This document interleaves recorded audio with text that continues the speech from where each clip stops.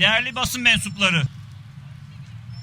sağlık çalışanlarının seslerini duyurmak ve yaşadıkları sorunların çözümü için yetkilileri harekete geçirmek amacıyla burada toplanmış bulunuyoruz. Sadece Ankara'dan sesimizi yükseltmiyoruz. Ülkemizin dört bir yanında tüm teşkilatımızla aynı anda haykırışta bulunuyoruz.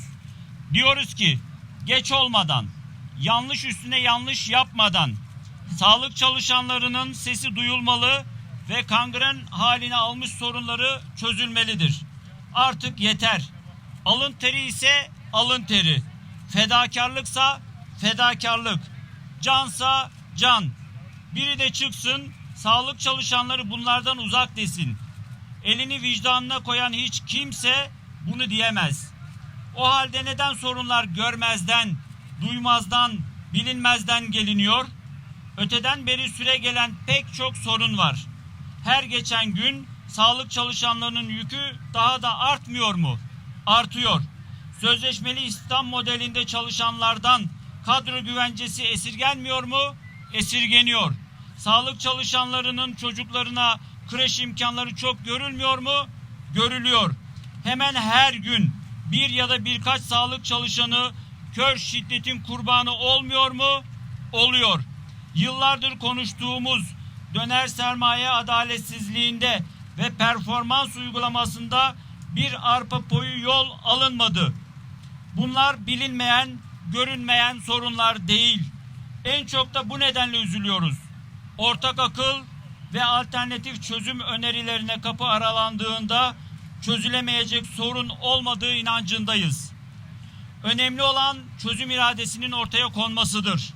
En altından en üstüne kadar hangi yetkiliyle konuşsak bize hak veriyor, biliyoruz diyor. Ancak çözüm noktasında yeterince hassas hareket edilmediğini görüyoruz. Çözümsüzlük, adaletsizlik, aşırı iş yükü, şiddet sağlık çalışanlarının kaderi olamaz. Artık her seferinde tekrarlanan yanlışların, haksızlıkların son bulması gerekiyor. Nasıl ki bir öğretmen ek ders yaptığında ek ders ücretini merkezi bütçeden alıyorsa, sağlık çalışanları da tuttuğu nöbetin karşılığını merkezi bütçeden almalıdır. Şu anki sistem hastane bütçesinden ödenmeyi öngörüyor. Türkiye'de 800 hastane var. Bunların her birinin geliri birbirinden çok farklı. Dolayısıyla farklı hastanelerde çalışan arkadaşlarımız birbirinden çok farklı ücret alıyor.